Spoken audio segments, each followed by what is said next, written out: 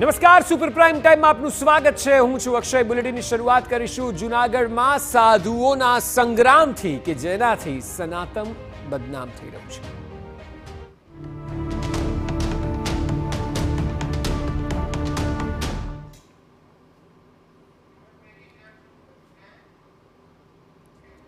તો અખાડામાંથી હકાલપટ્ટી બાદ મહેશગીરીના સનસનીખેજ આરોપ સામે આવ્યા। મહેશગીરીએ ફરી હરિગીરી બાપુ અને ગિરીશ કોટેચા સામે લગાવ્યા છે ગંભીર આરોપ। તેઓએ કહ્યું કે ગિરીઓ અને હરિયો બંને ભ્રષ્ટાચારી છે। ગિરીશ કોટેચા અને તેમનો આખોય પરિવાર ટિકિટ માગવા માટે નીકળી ગયો છે।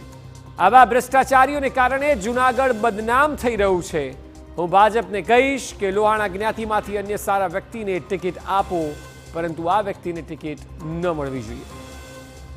મહત્વનું છે કે છેલ્લા 2 મહિનાથી આ વિવાદ ચાલી રહ્યો છે, ત્યારે મહેશગીરી દ્વારા આજે જે વિડીયો રજૂ કરવામાં આવ્યા તે ખરેખર ચોંકાવનારા છે। એ વિડીયો પણ આપણે બતાવીશું અને વિગતે વાત કરીશું, પરંતુ અત્યારના જે આરોપ છે તે આરોપ ભ્રષ્ટાચારને લઈને પણ થઈ રહ્યા છે।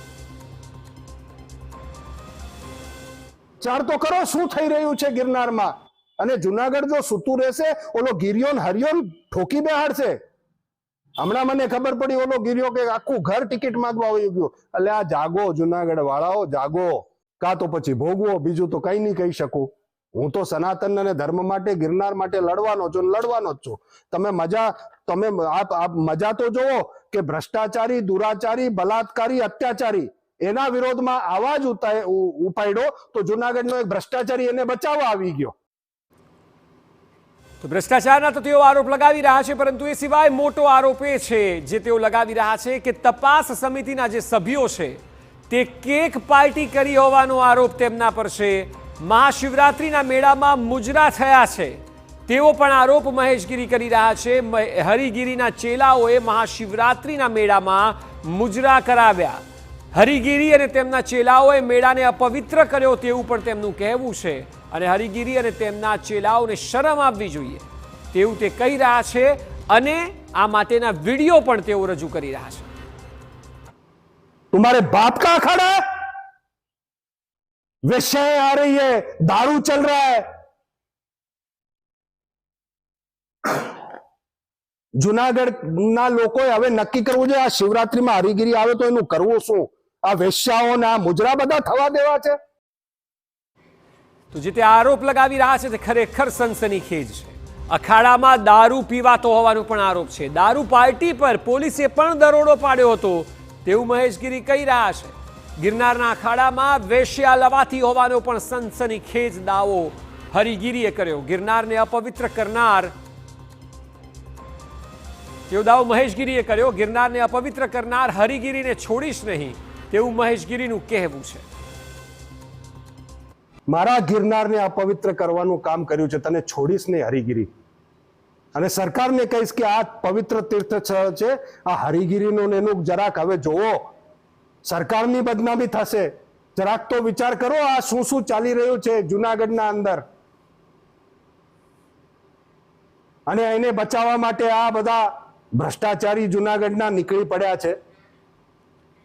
તો મહેશગીરીના આક્ષેપો અંગે ગિરીશ કોટેચાએ પણ પોતાની પ્રતિક્રિયા આપી। સ્વાભાવિક છે કે ગિરીશ કોટેચાએ પોતાના પર લાગેલા આક્ષેપોને ફગાવ્યા હતા। તેઓ કહી રહ્યા છે કે મહેશગીરી તો છેલ્લા 4 મહિનાથી ગાંડો થઈ ગયો છે। તે સાધુ નથી પણ શૈતાન છે।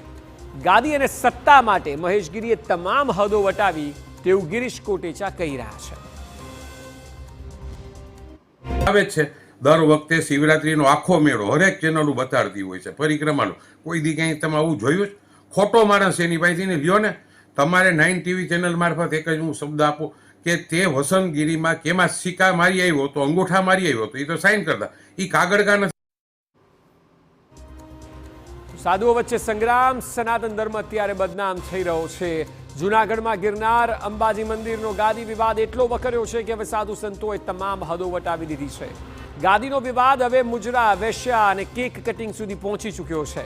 મહંત મહેશગીરી બાપુએ ફરી એક વખત હરિગીરી બાપુ અને તેના ચેલાઓ અને ગિરીશ કોટેચા પર જે આરોપ લગાવ્યા તે ખરેખર ભ્રષ્ટાચારથી લઈને અલગ અલગ વ્યાભિચારી હોવાનો, બળાત્કારી હોવાની વાત તેઓ કરી રહ્યા છે.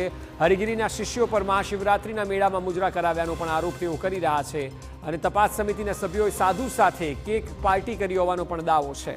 મહેશગીરી અખાડામાં દારૂ પીવાતો હોવાનો પણ, સાથે વૈશ્યાઓને લવાતી હોવાનો પણ આરોપ કર્યો છે.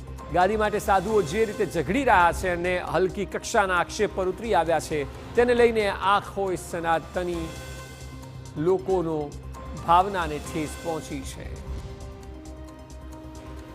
જે પ્રકારના આક્ષેપ થઈ રહ્યા છે, છેલ્લા 2 મહિનાથી આ લડાઈ ચાલી રહી છે, ત્યારે હવે ચરમસીમા પર પહોંચી ગઈ છે. ક્યારે પણ સનાતન ધર્મને ન શોભે તેવા શબ્દોનો પ્રયોગ થઈ રહ્યો છે, તેવા આક્ષેપ પ્રતિ આક્ષેપ થઈ રહ્યા છે. અને અંતે સવાલ એ છે કે તમામ ત્યાગીને, સંસારની તમામ મોહ માયાને ત્યાગીને જો સાધુ બન્યા હોય તો પછી આ પ્રકારની પરિસ્થિતિ કેમ સર્જાય છે કે જ્યાં કેક પાર્ટીની વાત હોય કે પછી કોઈ પણ પ્રકારે દારૂની વાત હોય કે બહારથી યુવતી બોલાવવાની વાત હોય, જે આક્ષેપ પણ થઈ રહ્યા છે તે એટલા નિમ્ન કક્ષાના થઈ રહ્યા છે કે બદનામી સનાતનની થઈ રહી છે. આ લોકો વ્યક્તિગત સ્વાર્થ હોઈ શકે અને વ્યક્તિગત સ્વાર્થને કારણે ધર્મને બદનામ કરી રહ્યા છે.